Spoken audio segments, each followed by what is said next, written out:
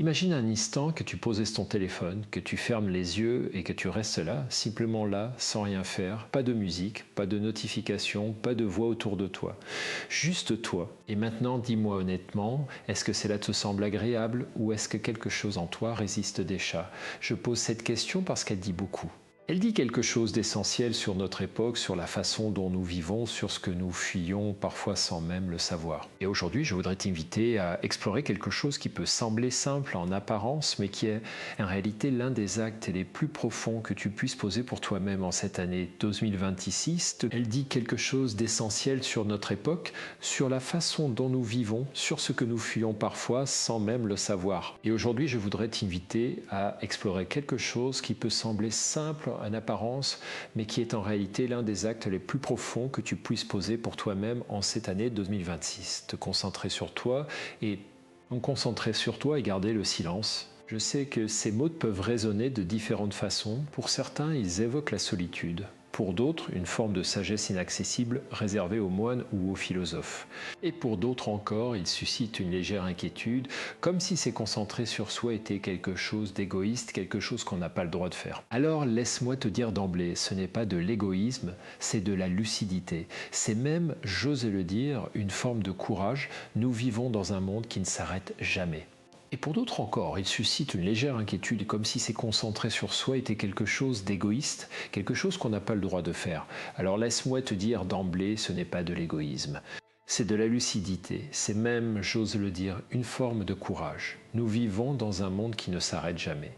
Les écrans s'allument avant même que nous ayons ouvert les yeux le matin. Les écrans s'allument avant même que nous ayons ouvert les yeux le matin. Les informations défilent, les opinions fusent, les attentes des autres nous parviennent sous mille formes différentes. Et dans tout ce bruit, il y a quelque chose qui se perd doucement, quelque chose de précieux, le fil qui nous relie à nous-mêmes. Ce fil ténu, presque invisible, qui nous permet de savoir ce que nous ressentons vraiment, ce que nous voulons vraiment, qui nous sommes vraiment, ce que je voudrais faire avec toi aujourd'hui, c'est retrouver ce fil. Pas d'un seul coup, pas de façon radicale, mais pas à pas, avec douceur et avec honnêteté. Ce fil ténu, presque invisible, qui nous permet de savoir ce que nous ressentons vraiment, ce que nous voulons vraiment, qui nous sommes vraiment. Ce que je voudrais faire avec toi aujourd'hui, c'est retrouver ce fil. Pas d'un seul coup, pas de façon radicale, mais pas à pas, avec douceur et avec honnêteté. Parce que je crois que la vraie transformation ne vient pas des grandes révolutions intérieures, elle vient des petits gestes quotidiens, des petites décisions, de se tourner vers soi plutôt que vers le bruit du monde. Alors installe-toi confortablement. Respire et laisse-toi accompagner. Je voudrais commencer par quelque chose qui me touche beaucoup dans ma pratique, dans mes lectures, dans mes propres expériences de vie. C'est cette observation toute simple. La plupart d'entre nous ne savent plus très bien faire la différence entre ce qu'ils ressentent vraiment et ce qu'ils pensent devoir ressentir. C'est une confusion subtile, mais elle est au cœur de beaucoup de souffrances inutiles. Prenons un exemple concret. Tu rentres chez toi après une longue journée de travail. Tu es fatigué, peut-être un peu irritable. C'est cette observation toute simple. La plupart d'entre nous ne savent plus très bien faire la différence entre ce qu'ils ressentent vraiment et ce qu'ils pensent devoir ressentir. C'est une confusion subtile, mais elle est au cœur de beaucoup de souffrances inutiles. Prenons un exemple concret. Tu rentres chez toi après une longue journée de travail. Tu es fatigué, peut-être un peu irritable.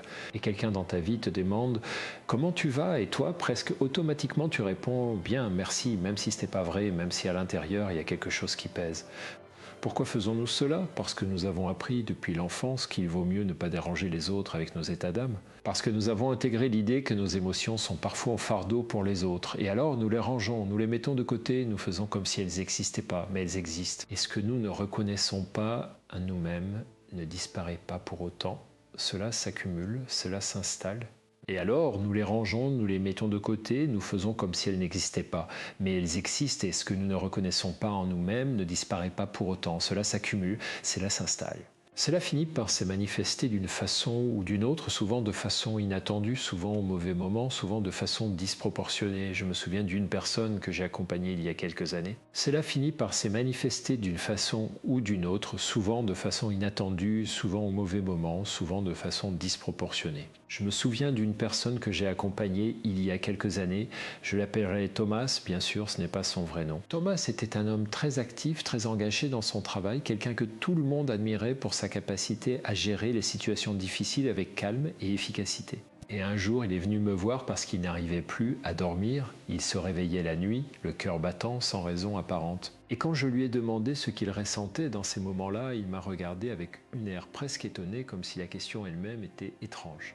Il m'a dit « Je ne ressens rien de particulier, c'est juste mon corps qui fait des siennes. Nous avons travaillé ensemble pendant plusieurs mois. » Et quand je lui ai demandé ce qu'il ressentait dans ces moments-là, il m'a regardé avec un air presque étonné, comme si la question elle-même était étrange.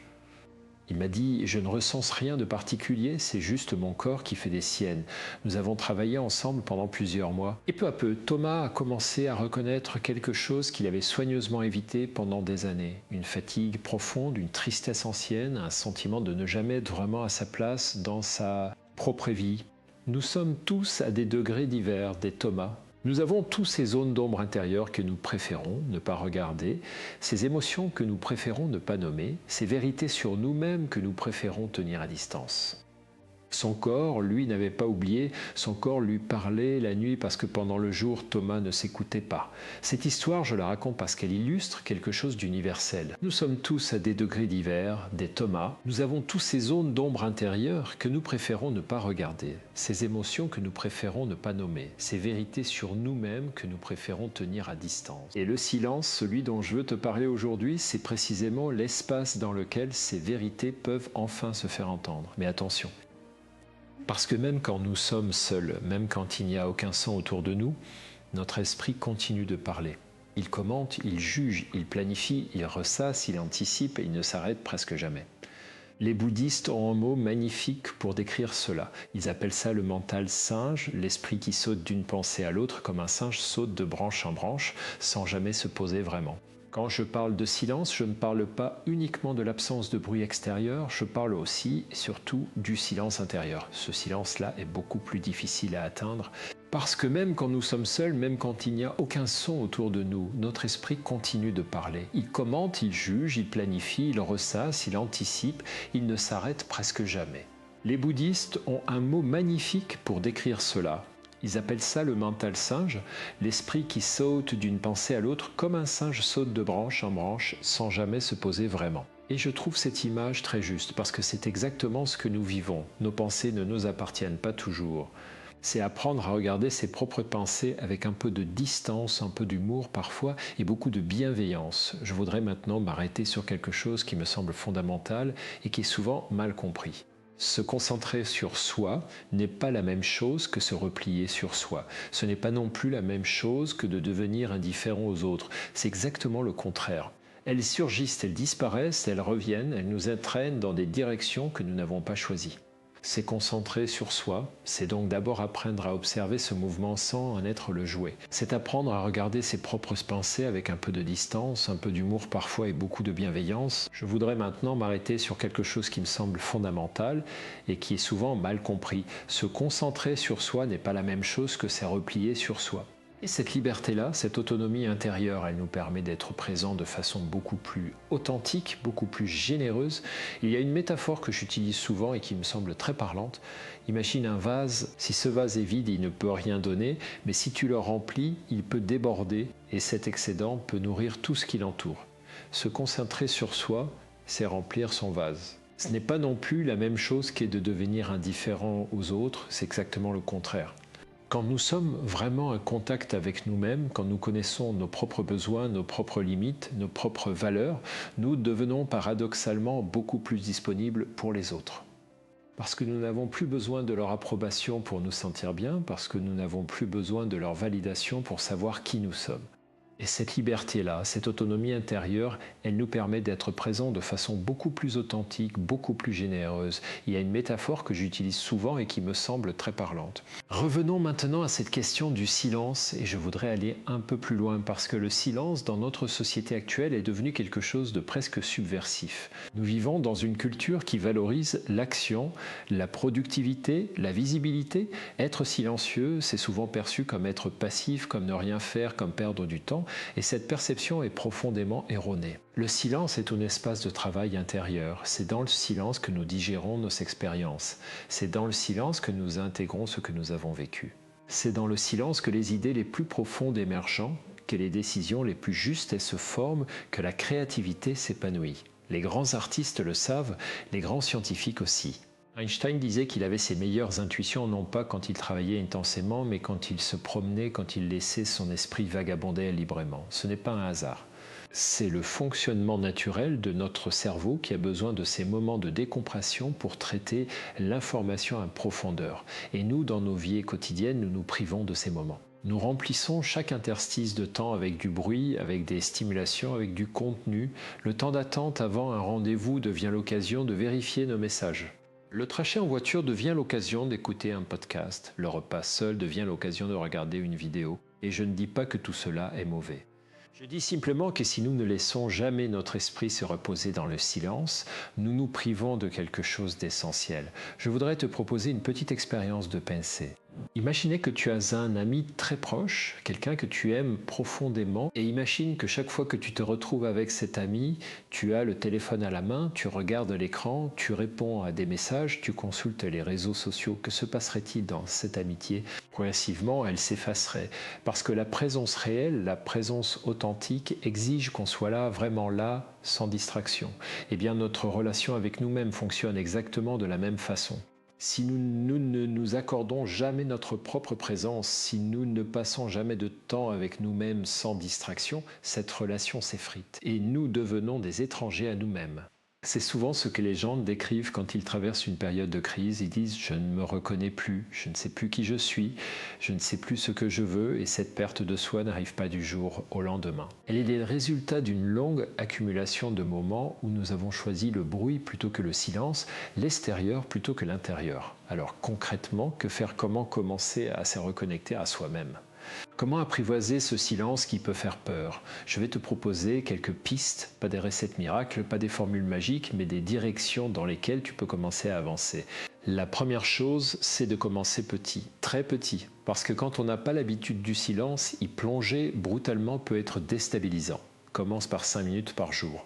5 minutes où tu poses ton téléphone, où tu t'assois, où tu te promènes et où tu n'essaies rien d'autre que d'être là.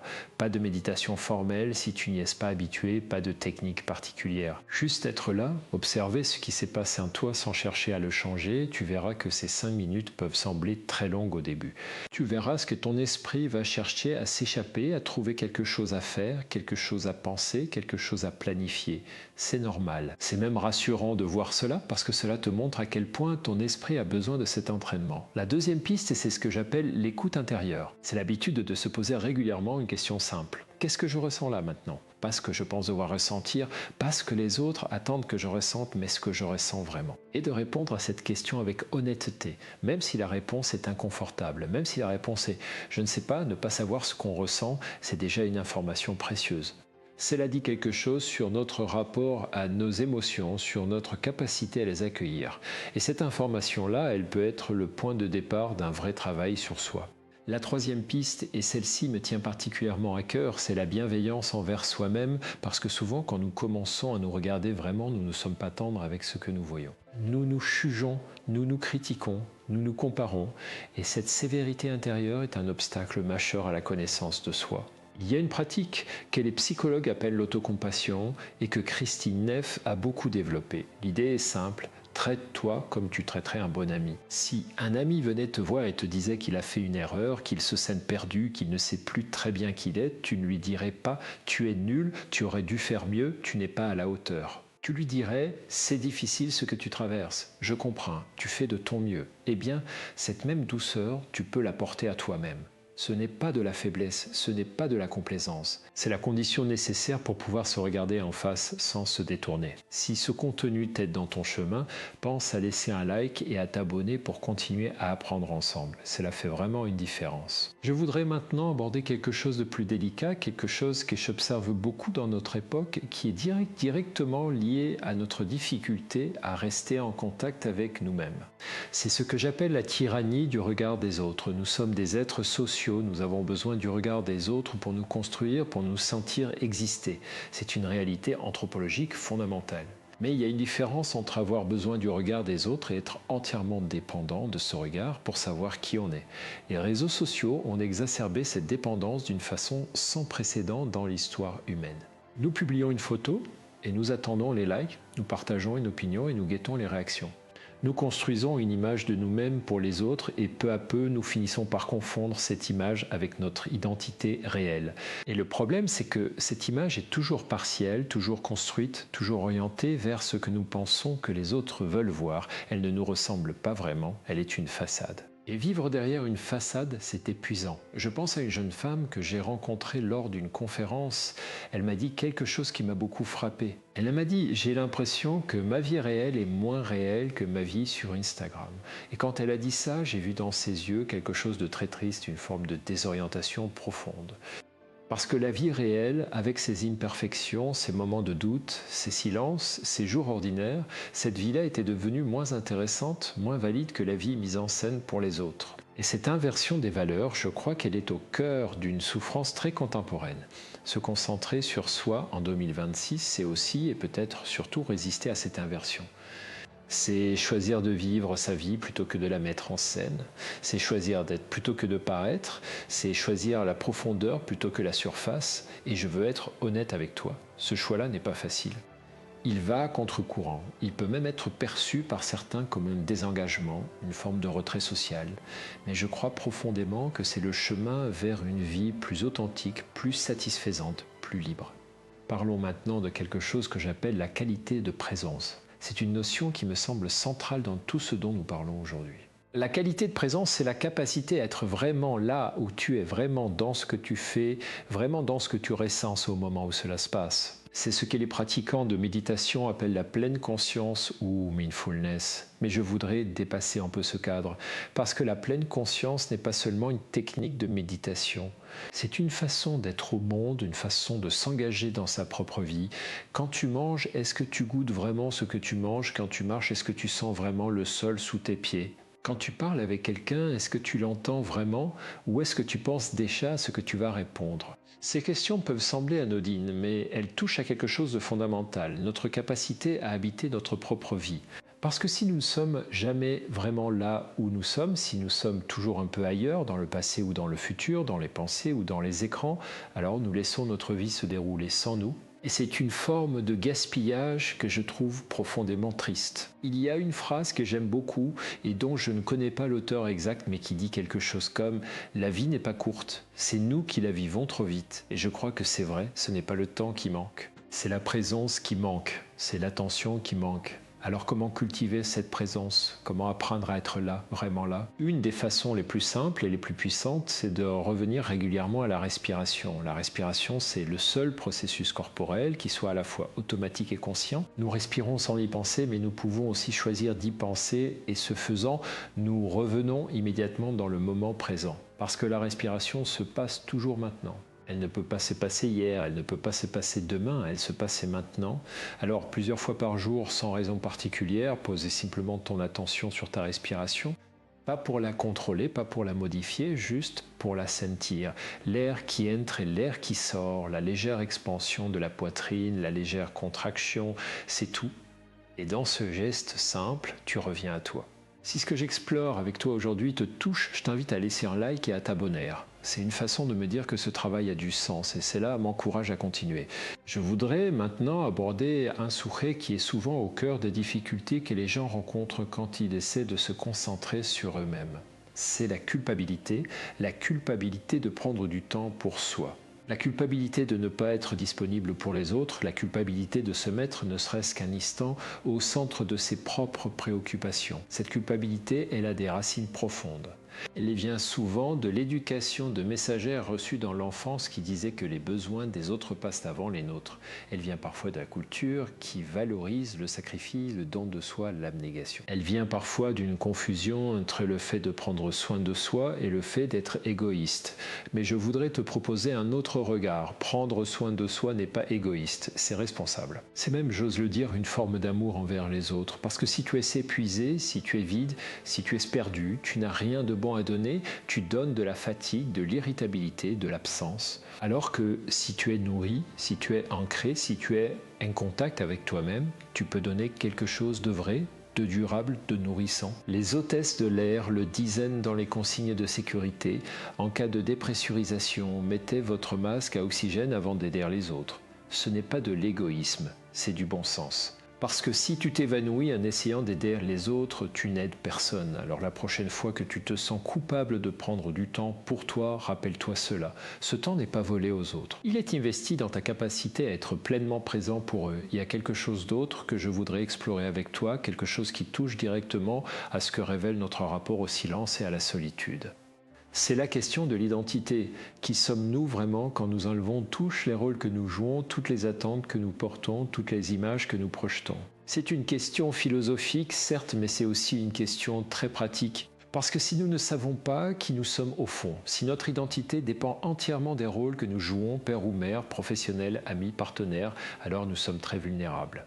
Parce que ces rôles peuvent changer, peuvent disparaître. Et si notre identité reposait entièrement sur eux, nous nous effondrons avec eux. Je pense à tous ces gens qui traversent une retraite difficile, non pas parce qu'ils ont perdu leurs revenus, mais parce qu'ils ont perdu leur rôle. Leur travail était leur identité. Et sans ce travail, ils ne savent plus très bien qui ils sont. Je pense à ces parents qui souffrent terriblement quand leurs enfants quittent le foyer, non pas seulement parce qu'ils sont seuls, mais parce qu'être parents était tout ce qu'ils étaient.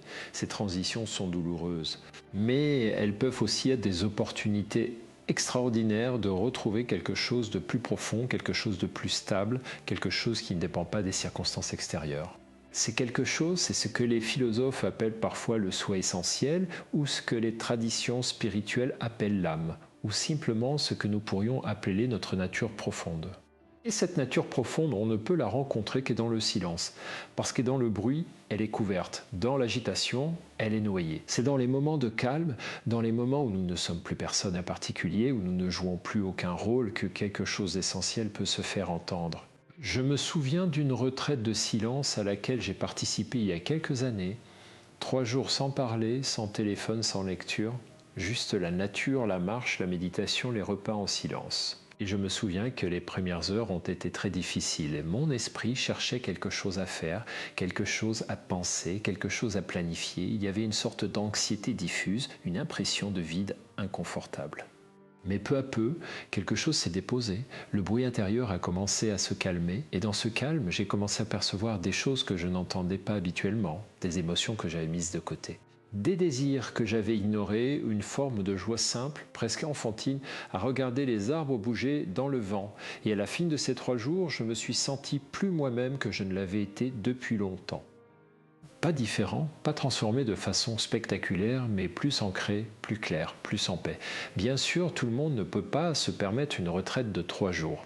Mais l'essentiel de ce que j'ai vécu là, on peut le toucher dans des moments beaucoup plus courts, beaucoup plus accessibles.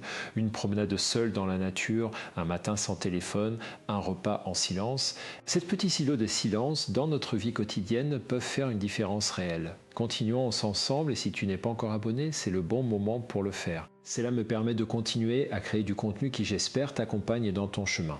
Je voudrais maintenant parler de quelque chose qui est intimement lié à tout ce que nous avons exploré jusqu'ici et qui peut être l'aspect le plus concret de ce que signifie se concentrer sur soi. C'est la question des limites. Des limites saines, des limites respectueuses, des limites qui nous protègent sans nous isoler, parce que c'est concentrer sur soi, cela implique nécessairement de savoir dire non, de savoir identifier ce qui nous convient et ce qui ne nous convient pas. De savoir reconnaître quand une demande dépasse nos ressources, quand une relation nous épuise plus, qu'elle ne nous nourrit, quand un engagement nous éloigne de nous-mêmes plutôt que de nous rapprocher de ce qui compte vraiment pour nous. Et dire non, pour beaucoup de gens, c'est extraordinairement difficile, parce que dire non, c'est risquer de décevoir, c'est risquer d'être mal aimé, c'est risquer le conflit. Et nous préférons souvent nous trahir nous-mêmes plutôt que de faire face à ces risques. Mais voilà ce que j'observe, les gens qui ne savent pas dire non finissent par dire non d'une façon beaucoup plus radicale, beaucoup plus douloureuse. Ils se fondrent, ils tombent malades, ils explosent, parce que le corps et l'esprit ont leurs limites, et quand ces limites sont ignorées trop longtemps, elles s'imposent d'elles-mêmes. Dire et non à temps, c'est donc un acte de sagesse. C'est prendre soin de soi pour pouvoir continuer à prendre soin des autres, c'est respecter ses propres limites pour pouvoir respecter celles des autres. Et il y a une façon de dire non qui n'est pas agressive, qui n'est pas froide, qui n'est pas blessante. C'est un non dit avec douceur et avec clarté. Un non qui dit je te respecte et je me respecte aussi. Un non qui dit je ne peux pas faire cela maintenant, mais voilà ce que je peux faire. Un non qui maintient le lien tout en préservant l'intégrité. Apprendre à dire ce non-là, c'est un travail. C'est un travail sur soi, sur ses peurs, sur ses croyances, mais c'est un travail qui en vaut vraiment la peine.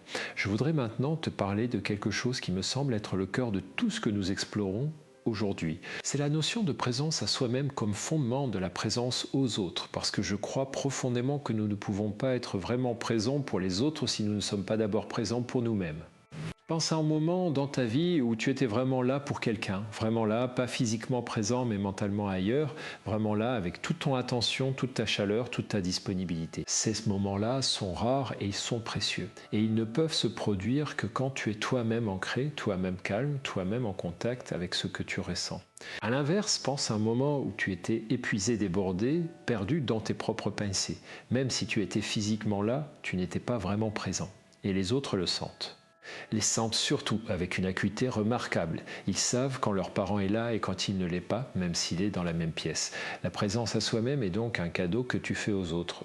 C'est peut-être la façon la plus profonde de comprendre ce que nous explorons aujourd'hui. Et maintenant, je voudrais aborder quelque chose qui me semble particulièrement important pour cette année 2026. Nous traversons une période de transformation accélérée. Les changements technologiques, sociaux, climatiques se succèdent en rythme sans précédent. Et face à cette accélération, il y a une tentation très forte de vouloir tout suivre, tout comprendre, tout intégrer, de rester connecté en permanence pour ne rien manquer. Mais je crois que cette tentation est un piège. Parce que dans cette course à l'information, dans cette tentative de tout maîtriser, nous perdons quelque chose d'essentiel, notre propre boussole intérieure.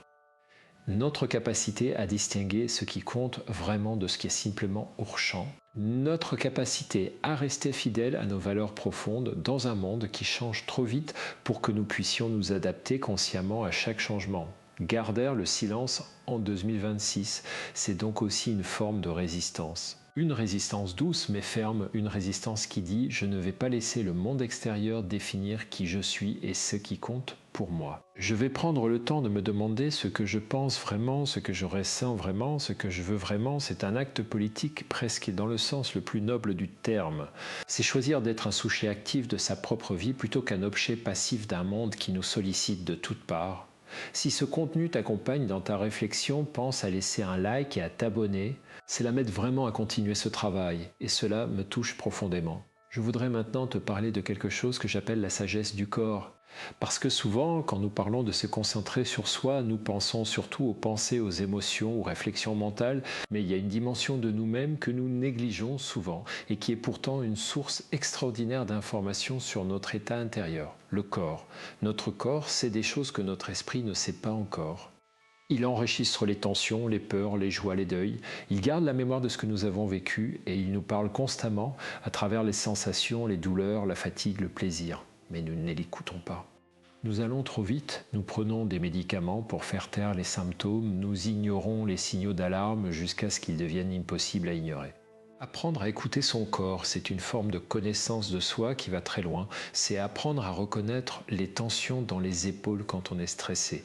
C'est apprendre à sentir le nœud dans l'estomac quand quelque chose ne va pas. C'est apprendre à reconnaître la légèreté dans la poitrine quand on est dans son élément, quand on fait quelque chose qui nous correspond vraiment. Il y a une pratique très simple que je recommande souvent et qu'on appelle le scan corporel. C'est simplement de prendre quelques minutes, de fermer les yeux et de parcourir mentalement son corps de la tête aux pieds et notant sans chouger ce qu'on y sent. Pas pour analyser, pas pour résoudre, juste pour observer. Juste pour être là, dans son corps, présent à ce qui se passe. C'est une façon de rentrer à la maison, parce que notre corps, c'est notre maison. C'est l'endroit où nous habitons, le seul endroit que nous habitons vraiment. Et si nous ne nous y sentons pas chez nous, si nous ne savons pas y vivre, alors nous sommes des étrangers dans notre propre existence. Laisse-moi maintenant te parler de quelque chose qui est souvent un obstacle majeur sur le chemin de la connaissance de soi et que j'observe très fréquemment. C'est la peur de ce qu'on va trouver, la peur de se regarder vraiment parce qu'on ne sait pas ce qu'on va découvrir. On a peur de trouver quelque chose de honteux, quelque chose de faible, quelque chose qu'on ne pourra pas accepter. Et cette peur est compréhensible. Elle est même à un certain niveau normal parce que nous avons tous des zones d'ombre. Nous avons tous des aspects de nous-mêmes que nous n'aimons pas, des pensées que nous préférerions ne pas avoir, des comportements dont nous ne sommes pas fiers. Mais voilà ce que j'ai appris à la fois dans ma pratique clinique et dans ma propre vie. Ce que nous refusons de regarder en nous a beaucoup plus de pouvoir sur nous que ce que nous acceptons de voir. Parce que ce que nous refusons de voir, nous le projetons sur les autres, nous le rejouons dans nos relations, nous le répétons dans nos comportements sans même nous en rendre compte. Alors que ce que nous acceptons de regarder, même si c'est difficile, même si c'est douloureux, perdre son emprise sur nous parce que la lumière de la conscience dissout les ombres. Pas toutes, pas immédiatement, mais progressivement. C'est le sens profond de ce que Socrate appelait la connaissance de soi. Ce n'est pas un exercice narcissique, ce n'est pas une complaisance dans l'introspection, c'est un acte de libération. C'est se donner les moyens de vivre de façon plus libre, plus consciente, plus authentique. Et je veux te dire quelque chose d'important, tu n'as pas à faire ce chemin seul. Si tu te retrouves face à des choses très difficiles, face à des douleurs profondes, face à des blessures anciennes, il peut être très précieux d'être accompagné par un thérapeute, par un ami de confiance, par un groupe de parole. La connaissance de soi n'est pas nécessairement un chemin solitaire. Elle peut se faire dans le dialogue, dans la relation, dans le partage. Ce qui compte, c'est de ne pas fuir. Ce qui compte, c'est de rester dans la direction de soi-même, même quand c'est inconfortable, même quand c'est difficile. Je voudrais maintenant te parler d'une chose qui me semble être une des plus belles découvertes que l'on puisse faire quand on s'engage dans ce chemin de connaissance de soi. C'est la découverte de ce que j'appelle nos ressources intérieures, parce que souvent quand nous commençons à nous regarder vraiment, nous ne voyons que les manques, les failles, les insuffisances. Nous sommes très rapides à cataloguer ce qui ne va pas en nous, ce qui nous fait défaut, ce qui nous sépare de l'idéal que nous nous sommes fixés. Il y a aussi en chacun de nous des ressources extraordinaires, des forces que nous n'utilisons pas assez, des capacités que nous n'avons jamais vraiment explorées, une résilience, une créativité, une générosité, une sagesse qui sont là disponibles mais qui attendent d'être reconnues. La psychologie positive, dont Martin Seligman est l'un des pionnières, a beaucoup travaillé sur cette question. Et ce qu'elle a montré, c'est que nous avons tendance à sous-estimer nos propres forces, à les tenir pour acquises, à ne pas les voir parce qu'elles font partie de nous de façon naturelle. Alors une des pratiques que je trouve très utile, c'est de se demander régulièrement quelles sont mes forces, qu'est-ce que je fais bien, qu'est-ce qui me vient naturellement, qu'est-ce qui me donne de l'énergie plutôt que d'en prendre et de prendre le temps de vraiment répondre à ces questions, pas de façon modeste et minimisante, mais avec une honnêteté bienveillante. Ce n'est pas de la vantardise. C'est de la connaissance de soi et cette connaissance-là peut transformer la façon dont tu te relates à toi-même et dont tu te positionnes dans le monde. Si ce voyage intérieur que nous faisons ensemble te touche, je t'invite à laisser un like et à t'abonner. Cela me donne envie de continuer à explorer ces questions avec toi. Je voudrais maintenant aborder la question des relations, parce que je crois qu'on ne peut pas parler de se concentrer sur soi sans parler de comment cela transforme nos relations aux autres. Et je crois que cette transformation est l'une des plus belles conséquences de ce travail intérieur. Quand nous sommes en contact avec nous-mêmes, quand nous connaissons nos besoins, nos limites, nos valeurs, nos peurs, nous pouvons entrer en relation avec les autres de façon beaucoup plus authentique.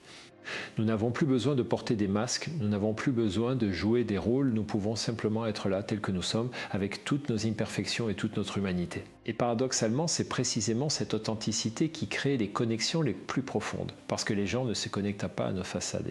Ils se connectent à notre humanité, ils se connectent à ce qui est vrai en nous. Je pense à tous ces gens qui se sentent seuls malgré le fait d'être entourés. Cette solitude-là, cette solitude dans la foule, elle vient souvent du fait qu'on n'est pas vraiment là, qu'on ne se montre pas vraiment, qu'on reste derrière une image soigneusement construite. Et alors, même si les autres sont là, ils ne nous rejoignent pas vraiment parce qu'il n'y a pas de vrai endroit où nous rejoindre, se montrer tel qu'on est avec ses doutes, ses fragilités, ses questions, c'est prendre un risque. Je ne vais pas te dire le contraire, c'est le risque d'être rejeté, d'être couché, d'être mal compris, mais c'est aussi la seule façon d'être vraiment aimé parce qu'on ne peut aimer que ce qu'on connaît. Et on ne peut connaître que ce qui se montre. Alors se concentrer sur soi, c'est aussi apprendre à se montrer, pas de façon indiscriminée, pas à n'importe qui, pas dans n'importe quelle situation. Mais dans les relations qui comptent vraiment, apprendre à baisser les défenses, à laisser entrer, à être vu, je voudrais maintenant te parler de quelque chose qui est souvent négligé dans les discussions sur le développement personnel et qui me semble pourtant fondamental, c'est la dimension du temps. La façon dont nous nous rapportons au temps dit beaucoup sur notre rapport à nous-mêmes. Nous vivons dans une culture de l'immédiateté. Nous voulons les résultats maintenant. Nous voulons les transformations maintenant. Nous voulons la guérison maintenant. Et quand les choses prennent du temps, nous nous décourageons, nous abandonnons, nous cherchons une autre méthode, une autre approche, quelque chose de plus rapide, plus efficace. Mais la connaissance de soi, la vraie, celle qui dure, celle qui transforme en profondeur, elle prend du temps, elle se construit dans la durée. Elle demande de la patience, de la persévérance, de la douceur envers soi-même dans les moments de stagnation apparente. Il y a une métaphore que j'aime beaucoup, celle de l'arbre. Un arbre ne pousse pas vite. Il pousse lentement, en profondeur, un silence, et c'est précisément parce qu'il pousse lentement et en profondeur qu'il peut résister aux tempêtes. Un arbre qui pousserait trop vite avec des racines superficielles serait renversé au premier vent fort. Nous sommes comme ces arbres. Notre croissance intérieure, pour être solide, doit être lente et profonde. Elle doit prendre le temps de s'enraciner, de se consolider, de se nourrir. Alors, si tu commences ce chemin de connaissance de soi, de silence, de présence à toi-même, ne t'attends pas à des transformations spectaculaires du jour au lendemain. Attends-toi à des changements subtils, progressifs, qui s'accumulent avec le temps. Attends-toi à des jours où tu te sentiras plus ancré, plus clair, plus en paix. Et attends-toi aussi à des jours où tu te sentiras aussi perdu qu'avant, parce que c'est ainsi que fonctionne la croissance. L'important, c'est de continuer, l'important, c'est de ne pas abandonner après les premiers obstacles.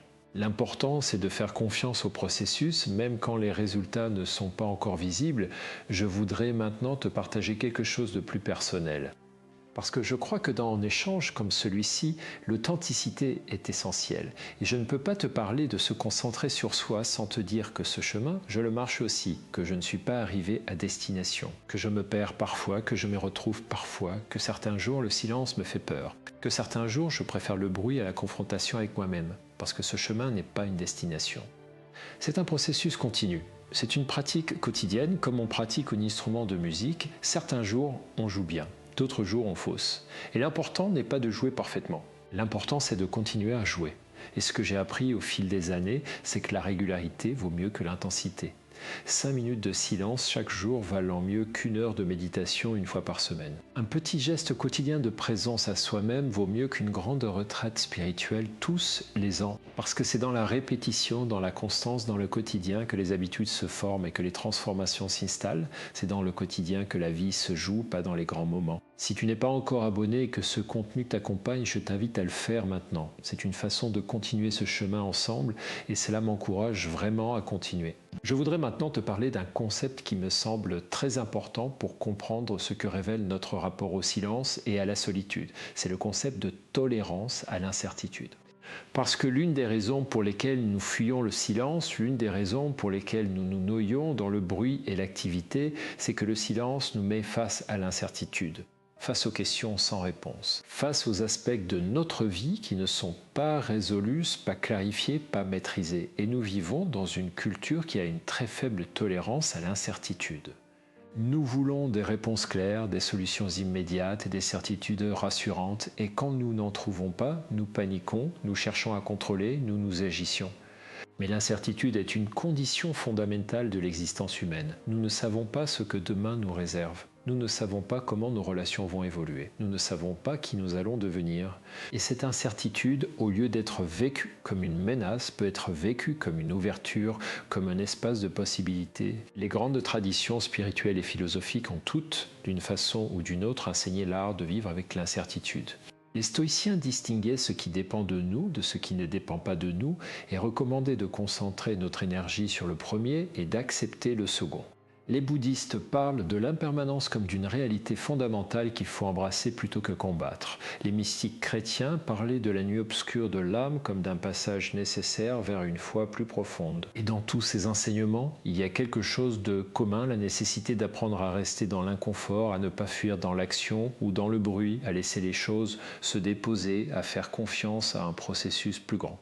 Que notre volonté de contrôle, se concentrer sur soi et garder le silence, c'est donc aussi apprendre à tolérer l'incertitude. C'est apprendre à rester assis avec les questions sans exiger des réponses immédiates. C'est apprendre à faire confiance à sa propre capacité à traverser ce qui vient, même sans savoir exactement ce qui vient. Et cette confiance-là, cette foi en soi-même, elle ne se développe pas dans le confort. Elle se développe dans l'adversité, dans les moments difficiles, dans les moments où nous avons été confrontés à l'incertitude et où nous l'avons traversée. Chaque fois que nous traversons quelque chose de difficile, nous gagnons un peu plus confiance en notre capacité à traverser ce qui vient.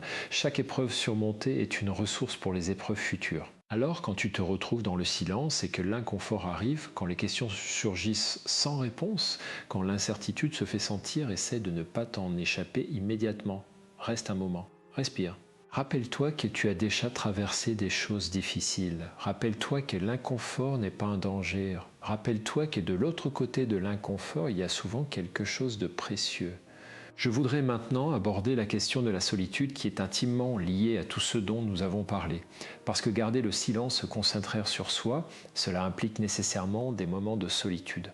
Et la solitude, dans notre culture, est souvent perçue comme quelque chose de négatif, quelque chose à éviter, quelque chose qui indique qu'on a échoué socialement. Mais il y a une différence fondamentale entre la solitude subie et la solitude choisie. La solitude subie, celle qu'on n'a pas voulu, celle qui vient de l'isolement, du rejet, de l'abandon, cette solitude-là est douloureuse et peut être destructrice. Mais la solitude choisie, celle qu'on s'accorde délibérément, celle qu'on habite avec intention, cette solitude-là est une ressource extraordinaire.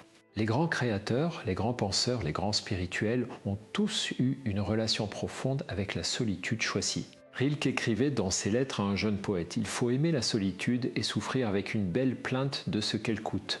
Thoreau a passé 2 ans seul dans les bois pour, disait-il, vivre délibérément. » Einstein aimait ses longues promenades solitaires. Gandhi faisait régulièrement des retraites de silence. Ce n'est pas un hasard.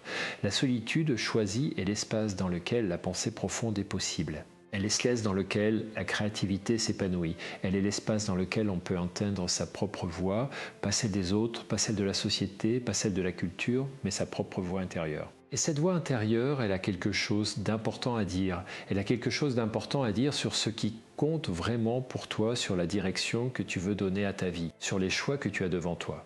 Mais pour l'entendre, il faut du silence. Et pour créer du silence, il faut parfois choisir la solitude. Alors si tu n'es pas habitué à la solitude, si elle te fait peur ou t'ennuie, je t'invite à commencer doucement. Commence par de courtes périodes. 1 demi-heure seule, sans distraction, sans but particulier. Et observe ce qui se passe. Observe ce qui émerge. Observe ce que tu ressens. Tu découvriras peut-être comme beaucoup de gens qui s'y engagent que la solitude choisie n'est pas vide, elle est pleine. Pleine de toi-même, pleine de tes propres ressources, pleine d'une forme de présence à la vie qui est difficile à trouver dans l'agitation du monde. Nous approchons maintenant de la fin de notre conversation d'aujourd'hui et je voudrais prendre le temps de récapituler ce que nous avons exploré ensemble de façon à ce que tu puisses emporter quelque chose de concret, quelque chose que tu pourras appliquer dès aujourd'hui dans ta vie. Nous avons parlé de la nécessité de se reconnecter à soi-même dans un monde qui nous sollicite de toutes parts. Nous avons vu que cette réconnexion passe par le silence, non pas l'absence de bruit extérieur, mais le silence intérieur, cet espace de calme où notre voix profonde peut se faire entendre. Nous avons vu que se concentrer sur soi n'est pas de l'égoïsme, mais une condition nécessaire pour être vraiment présent pour les autres, que le vase doit être plein pour pouvoir déborder. Nous avons parlé de la tyrannie du regard des autres, de cette dépendance à l'approbation extérieure qui nous éloigne de notre identité profonde. Et nous avons vu que garder le silence, c'est aussi résister à cette tyrannie, choisir d'être plutôt que de paraître. Nous avons exploré la question des limites, de la capacité à dire non avec douceur et avec clarté comme un acte de respect envers soi-même et envers les autres. Nous avons parlé de la sagesse du corps, de cette intelligence corporelle que nous négligeons souvent et qui est pourtant une source précieuse d'informations sur notre état intérieur. Nous avons abordé la peur de se regarder vraiment et nous avons vu que ce que nous refusons de voir a plus de pouvoir sur nous que ce que nous acceptons de voir, que la lumière de la conscience dissout les ombres. Nous avons parlé de nos ressources intérieures, de ces forces que nous sous-estimons et qui sont pourtant là, disponibles, attendant d'être reconnues et utilisées. Nous avons exploré la relation entre la présence à soi-même et la qualité de nos relations aux autres. Nous avons vu que l'authenticité crée les connexions les plus profondes. Nous avons parlé du temps, de la nécessité de la patience et de la persévérance dans ce chemin de connaissance de soi, que la croissance intérieure, comme celle de l'arbre, doit être lente et profonde pour être solide. Nous avons abordé la tolérance à l'incertitude, cette capacité à rester dans l'inconfort sans fuir, à faire confiance au processus même quand les réponses ne sont pas encore là. Et nous avons parlé de la solitude choisie, de cet espace précieux dans lequel la pensée profonde, la créativité et la connaissance de soi peuvent s'épanouir. Tout cela forme un ensemble cohérent, une façon d'être au monde qui est plus lente, plus profonde, plus authentique. Une façon d'être qui va à contre-courant de notre époque, mais qui, je crois profondément, est la voie vers une vie plus satisfaisante, plus libre, plus vraie. Je voudrais terminer avec quelque chose qui me tient à cœur. Je crois que nous vivons à une époque charnière, une époque où l'accélération du monde extérieur nous pousse à nous perdre, nous-mêmes si nous n'y prenons garde. Mais aussi une époque où de plus en plus de gens cherchent quelque chose de plus profond, quelque chose de plus vrai, quelque chose qui dépasse la surface des choses, et je crois que cette recherche est une bonne nouvelle. Je crois que le fait que tu sois là, à écouter tout cela, est une bonne nouvelle, parce que cela dit quelque chose sur toi. Cela dit que tu as envie de vivre plus consciemment, que tu as envie de te connaître mieux, que tu as envie de vivre une vie qui te ressemble vraiment, et cette envie-là, nourrisse-la, protège-la, donne-lui le temps et l'espace dont elle a besoin pour grandir. Parce que c'est de cette envie-là que naissent les transformations les plus profondes et les plus durables. Le chemin n'est pas toujours facile. Il y aura des moments de doute, des moments de découragement, des moments où tu te demanderas si tout cela vaut vraiment la peine. Et dans ces moments-là, rappelle-toi simplement ceci, chaque petit pas compte. Chaque moment de silence, chaque instant de présence à toi-même, chaque fois que tu choisis de t'écouter plutôt que de te fuir, tu construis quelque chose. Tu construis une relation plus profonde avec toi-même. Et cette relation-là est la plus importante et que tu auras jamais parce que tu seras avec toi-même toute ta vie. Autant apprendre à t'apprécier, à te connaître, à t'aimer avec toutes tes imperfections et toute ta beauté. Je te souhaite beaucoup de douceur dans ce chemin. Je te souhaite des moments de silence habités, des moments de présence à toi-même qui te nourrissent et te ressourcent. Je te souhaite le courage de te regarder vraiment et la bienveillance de t'accepter tel que tu es, tout en continuant à grandir. Merci de m'avoir accompagné jusqu'ici. Si ce contenu t'a été utile, si ces réflexions ont résonné en toi d'une façon ou d'une autre, je t'invite à t'abonner et à le partager avec quelqu'un qui pourrait en avoir besoin. Peut-être quelqu'un dans ta vie qui cherche lui aussi à se reconnecter à lui-même, à trouver un peu de silence dans le bruit du monde. Ce partage peut faire une vraie différence. On se retrouve dans le prochain épisode. Et d'ici là, prends soin de toi vraiment.